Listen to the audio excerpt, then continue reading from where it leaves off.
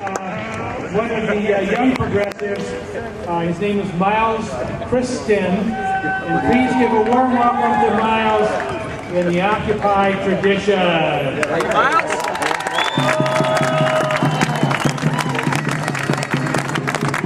People, power.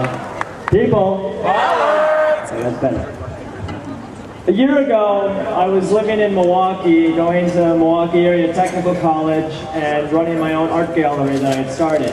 I came out here when the protest started, day after Valentine's Day, because my mother is a teacher at the University of Wisconsin-Parkside, and so is my stepfather. I came out here for them, and I came to meet the firefighters, the cops, the Department of Corrections, the disabled who were here protesting, and they inspired me to stay here in Madison. I decided, what's the point in owning your own business? What's the point in being in school if there's a governor who's going to ruin the economy and ruin the educational system? So I left my life in Milwaukee and I came out here, and I've been out here ever since, fighting every day with so many people who have become a family to me. Guys like myself and Segway Jeremy Ryan and CJ, you've been, receiving death threats, all sorts of hate mail left and right. That's not going to stop us. That's not going to deter us. We're going to keep fighting no matter what we do. Because we know this fight is worth fighting, and this is the fight to win. What I want to say, and I'll be very brief, is it's not just about taxing the rich, because taxing the rich is not enough. If our monetary system is still owned and controlled by a private central bank that controls the inflation, we will still be in debt. We will still be in slavery to a process that should not exist. It was 1913, during the middle of a Christmas holiday when most of the politicians were gone, that we put in the Federal Reserve Act of 1913. Now our monetary system is owned and controlled, not by our own government, but by private banks that control the inflation. It is time that we end the Federal Reserve, nationalize our monetary system, and control our own economic future. So I will leave you with this chant. End the Fed! End the Fed! End the Fed! End the Fed! Thank you!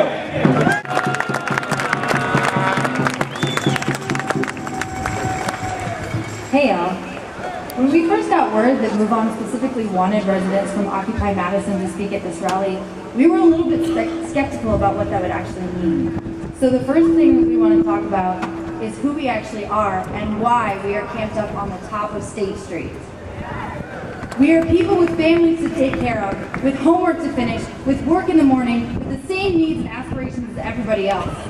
Many of us have warm beds to go home to, but instead we choose to sleep outside on slates of cardboard laid out on the concrete. For some people, that is not a choice. In the past week, I personally have slept alongside our brothers and sisters who did not choose this life. It was chosen for them by a cruelly designed economic model that distorts the very spirit of human beings, a process so degrading to human dignity that we can be convinced to feel grateful for a part-time job on minimum wage with no benefits. And if we complain about the injustice of this, we are told it is we who are at fault. In this way, we are pressed into servitude. The idea is to make us so exhausted, angry, or depressed that we can't even think about making real changes to society. The people sleeping outside under tarps are me and every other member of the 99%, of every color, of every creed, of every cultural and working background, of every age, of every political position, who did not choose this economy.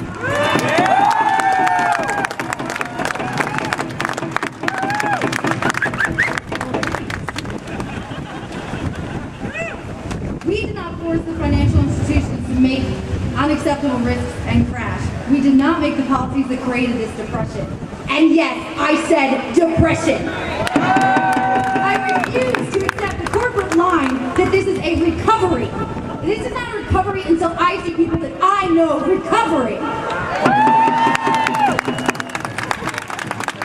Occupy Madison was an independent, international movement of resistance against austerity that is not organized or coordinated by any existing organization. As of last night, the Occupy movement had 1,564 cities standing with us across the globe.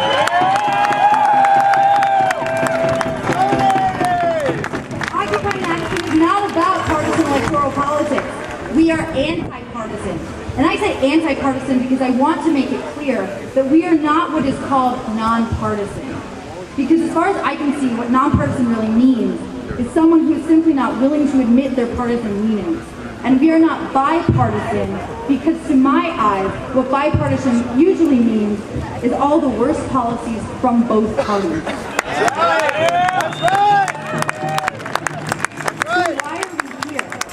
I cannot speak for everyone, but I can tell you why I am here.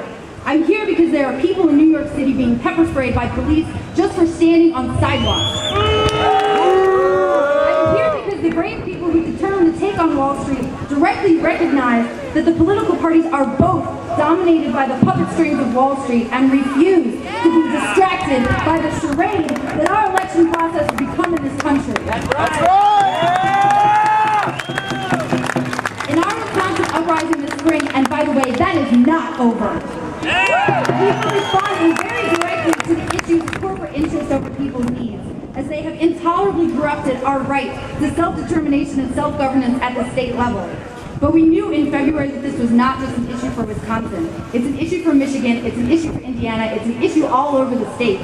But we also know that it's an issue across our borders, for Egypt, for Greece, for Spain, and many others. What inspires and pushes me to keep coming out here is the unique nature of conversation I see happening between people separated by many miles and even continents.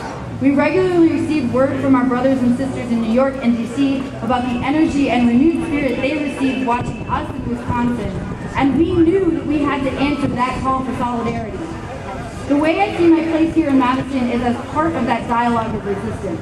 We are all watchers and learners, and we are all leaders stepping up to do our part. I am not a leader. I am a volunteer. This country was founded, even if it was never succeeded in practice, in the idea that people can and should govern themselves.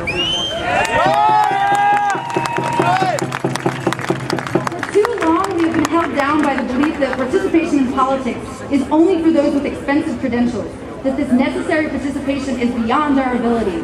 This is the modus operandi of the 1%. This does not have to be the de facto reality of the 99%. We forget that the root source of the word politics comes from the Greek politikos, meaning of, for, or relating to citizens. Politicians will try to convince us that only they can be part of this conversation, that you must give them money and votes in trade for a slim hope that maybe one day they will get around to doing something that might eventually trickle down into the realm of your own life. We are here to tell you otherwise. You do not have to read every newspaper in print or every book on political science to understand what is going on.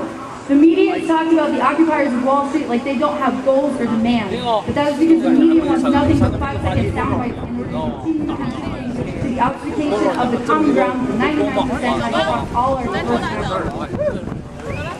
What we are about is the politics of people, and if our efforts to organize seem chaotic and messy, it is because real democracy is chaotic and messy.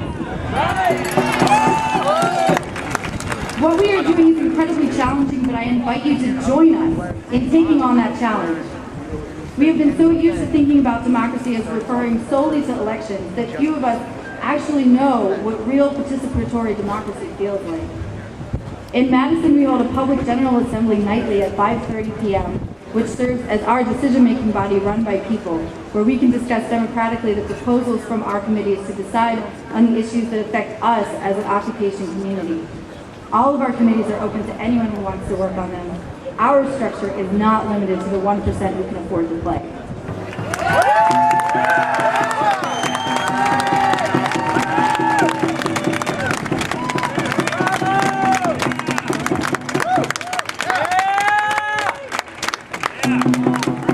Thank you. We as democratically elected, collectively informed representatives of Occupy Madison come before you today as a collective and inclusive voice. We say that this is not a progressive movement. This is not a leftist movement. This is a people's movement.